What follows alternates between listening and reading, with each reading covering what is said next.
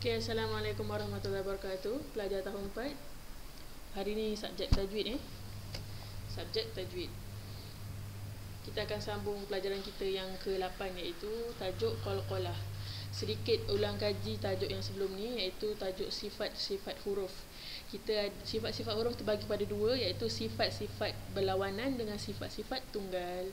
Okey, qalqalah ni adalah salah satu daripada sifat-sifat tunggal. Untuk kali ini kita belajar lebih terperinci. Kita dah belajar huruf qalqalah. Huruf qalqalah Ustazah ada bagi tahu macam mana cara nak ingat. Kalau Ustazah ingat, kalau kat dalam buku teks ni dia ingat gini, kutubun jadid. Kutubun jadid.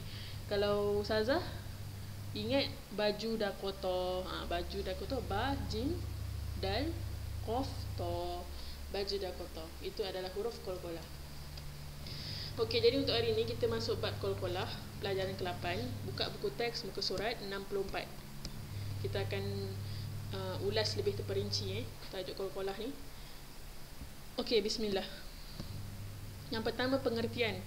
Okey, kita dah ulas tentang pengertian masa kat sifat-sifat huruf tunggal.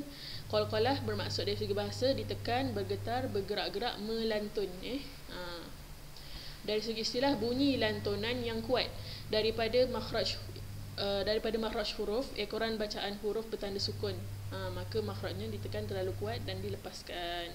Okey, untuk qalqalah ni berlaku lantunan pada makhraj huruf yang bertanda sukun, bertanda sakinah saja ataupun bertanda mati.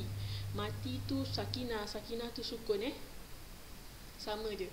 Bertanda mati tu macam mana? Tanda mati macam ni. Ni tanda mati, tanda sukun.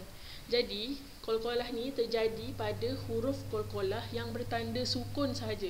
Kalau baris atas, baris bawah, baris depan tak ada tak ada qalqalah. Cuma ataupun syaddah, tanda syaddah tu pun tak ada qalqalah.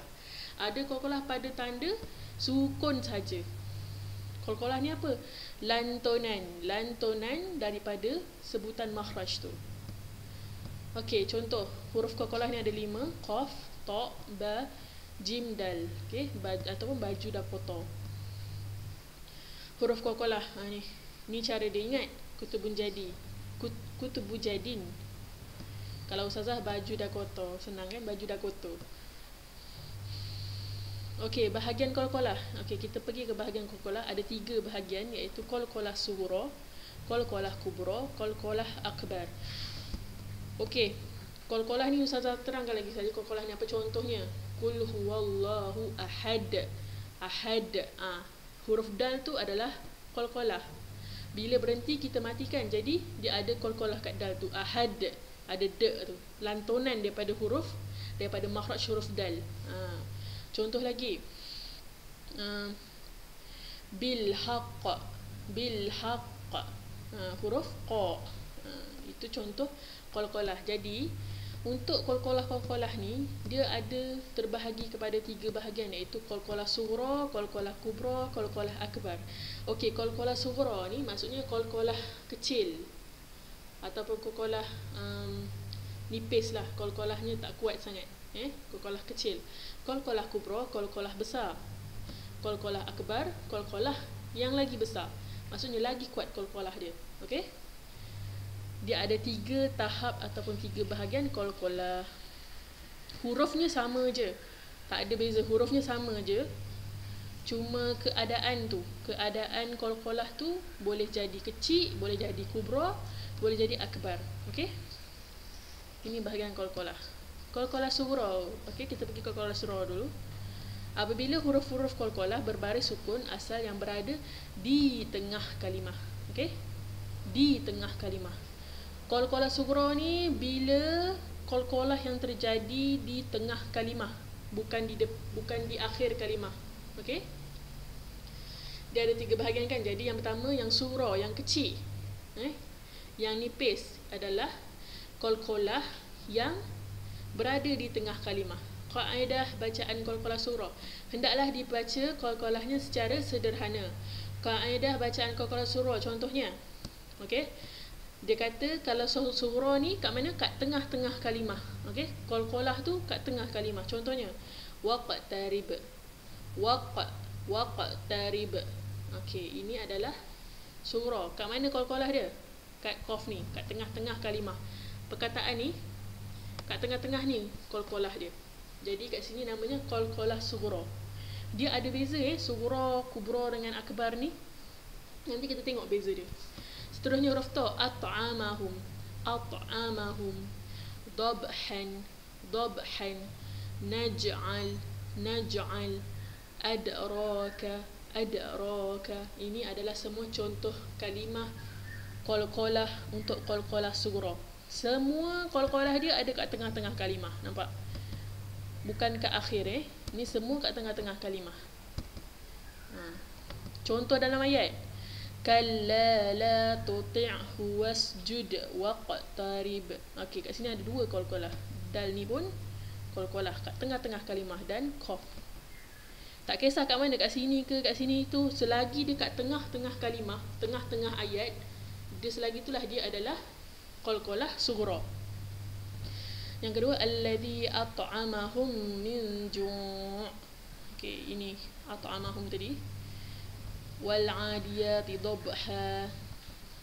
Alam naj'al lahu 'ainain. Wa ma adraka mal 'aqabah. Okey.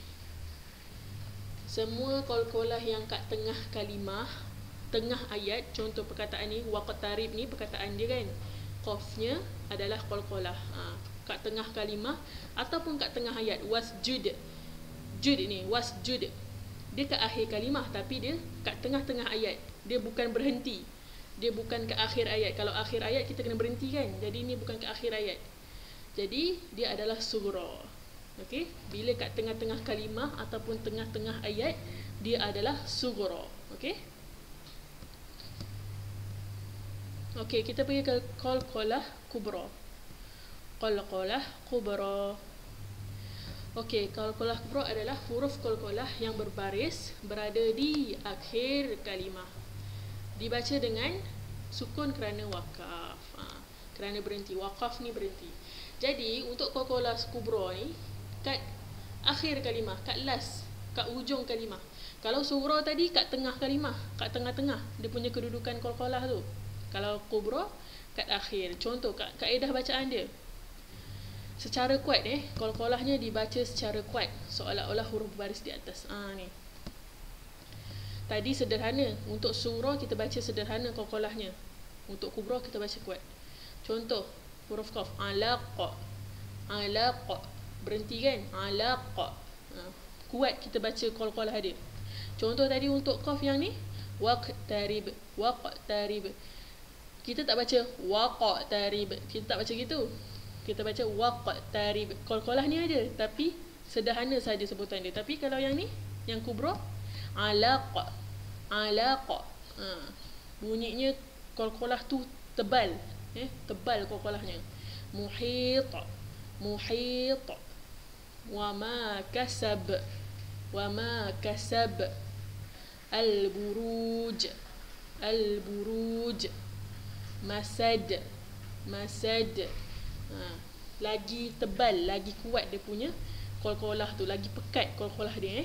Kalau qalqalah kubra ni, sebab dia di akhir kalimah ataupun dia berhenti di akhir kalimah, ataupun dia kita berhenti, walaupun tak ada tanda berhenti, kita berhenti kat mana-mana pun, kat huruf qalqalah, kita automatik akan baca dia secara qalqalah lah. Huruf-huruf qalqalah, walaupun dia bertanda baris, dia tak berbaris sukun. Tapi kalau kita berhenti kat situ, kita kena bunyikan qalqalah kat huruf qalqalah ni. Okey. Okey, bacaan qalqalah kubra ni lagi tebal, lagi kuat. Contoh dalam ayat. Dengar ustazah baca. Khalaqal insana min 'alaq. 'Alaq. Wallahu min waraihim muhit. Ma aghna anhu maluhu wa ma kasab. Was-samaa'i dhatil buruj. Fi jidha hablum min masad. Ini ada qalqalah sughra kat sini. Hab. Sambung video next. Next video.